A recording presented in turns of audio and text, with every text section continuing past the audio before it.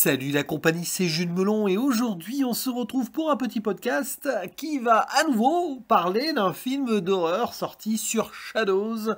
Et oui, ce week-end c'est spécial, ambiance sordide et angoissante. Et là on va en Belgique. Hier c'était le Canada avec un métrage expérimental de House.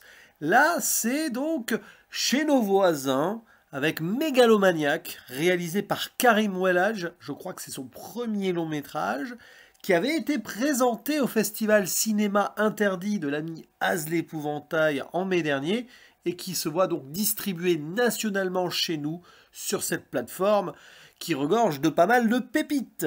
Au casting, nous retrouvons dans les rôles principaux Benjamin Ramon, qui joue un tueur, Pierre Nice, qui joue un gars pas très gentil, même s'il ne tue pas, lui, il viole.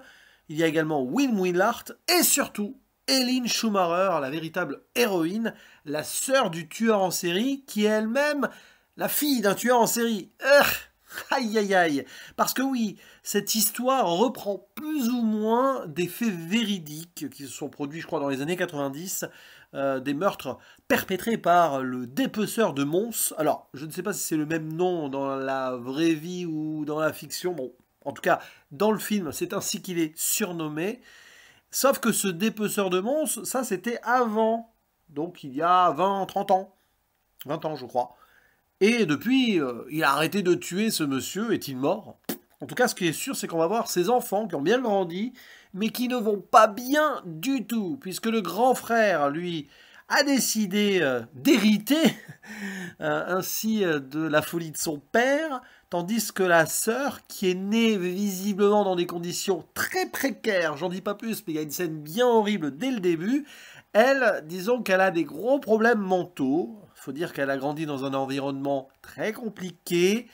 Elle souffre d'une forme de schizophrénie, enfin voilà. Mais quand même, elle essaye de s'insérer socialement puisqu'elle travaille à côté. Sauf qu'à son boulot, elle se fait harceler et violer par 2 employés, tandis qu'un autre ne peut pas faire grand-chose.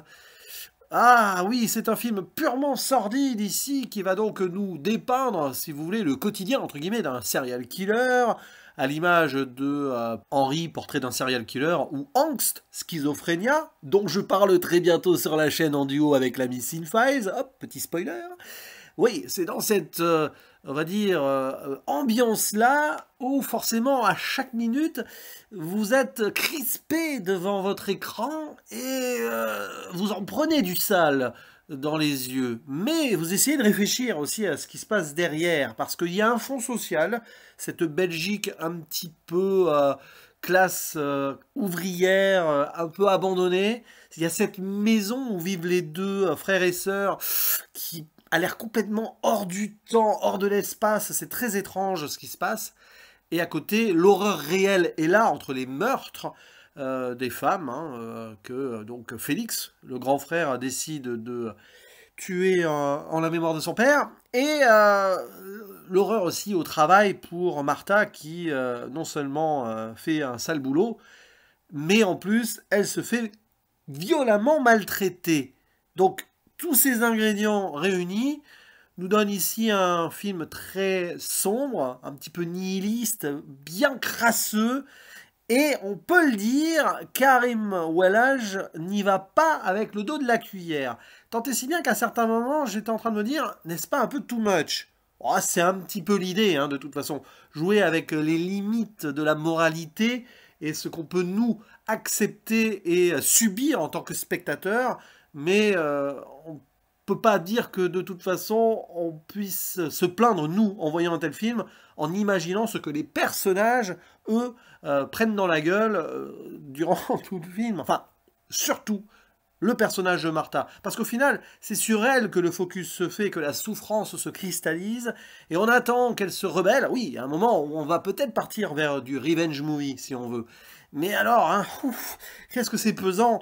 Et c'est intéressant, même si j'ai du mal avec certains points, j'avoue que ça va quand même rester en moi, d'une certaine manière, malgré quelques bémols. Moi, j'ai un petit souci, par moment, entre le côté ultra réaliste, dur, et les passages clairement qui versent vers le fantastique, où on ne sait pas trop, parce que Martha, elle prend des médocs, elle va pas bien. Est-ce que c'est pas de son point de vue qu'on imagine des choses, notamment dans cette mélasse noire où prennent vie des fantasmes très dark ou peut-être autre chose? Le souvenir du père ne revient-il pas aussi hanter les lieux et les enfants?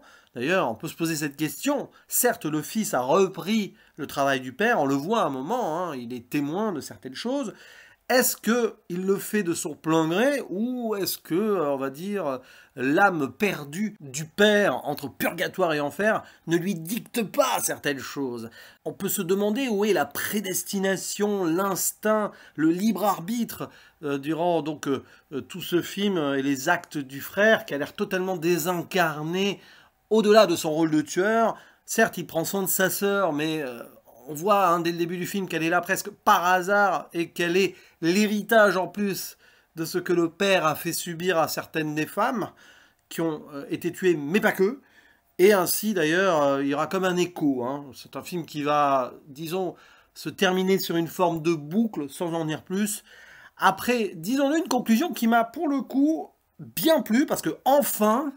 Voilà, on se dit, après toute la souffrance que la pauvre personnage principal s'est pris dans la gueule, il y a quelque chose à la fin qui donne envie. Enfin, c'est horrible. C'est un film vraiment, voilà, qui va clairement nous mettre à mal nous-mêmes par rapport à notre propre humanité personnelle. Bon, évidemment, on va pas devenir des psychopathes, on va pas non plus espérer des choses horribles à droite à gauche après un tel regard, hein, ça reste du cinéma.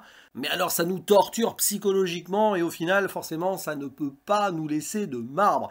Donc, j'ai envie de dire que Karim Ouelaj a quand même réussi son pari, même s'il y a des choses que je n'ai subjectivement pas appréciées pour des raisons personnelles, pour un surplus de certaines choses. Parfois, je trouve que c'est un peu trop esthétisé, en fait. Contrairement à un angst schizophrénia, puisque j'en parle bientôt, qui savait rester sobre dans certaines choses, même s'il y a quand même une mise en scène assez remarquable dans ce film autrichien. Là, j'ai un peu l'impression quand même que ça veut trop en faire, on n'est pas loin de Under the Skin par moment, enfin, j'ai pensé à ça, hein. Peut-être à cause de cette substance noirâtre là qui suinte et qui coule, mais oui, pourquoi pas. Après, c'est pour aussi nous montrer le cauchemar absolu que vit Martha, et aussi ce qu'elle s'imagine. Elle est vraiment dans un autre monde, à la fois mentalement et aussi dans l'endroit où elle vit, qui est son cauchemar à vie, sa prison, et même quand elle en sort, eh bien, elle subit ce que la société a créé de pire. Autrement, pas des tueurs, mais des violeurs. Donc voilà, c'est brutal, oui, clairement. Alors, mégalomaniaque, je pense que c'est interdit au moins de 16 ans minimum, hein, mais c'est sur Shadows, donc ne laissez pas vos jeunes enfants traîner sur cette, au demeurant, magnifique plateforme, voilà, hein.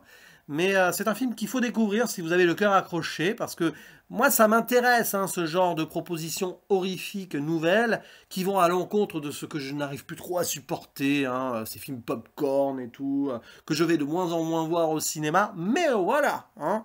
Là au moins on a quelque chose d'original qui sort des sentiers battus, comme Skinamarink de Kyle Edward Ball, dont je parle hier donc, ou La Main récemment, hein, ce film australien qu'on a pu voir en salle.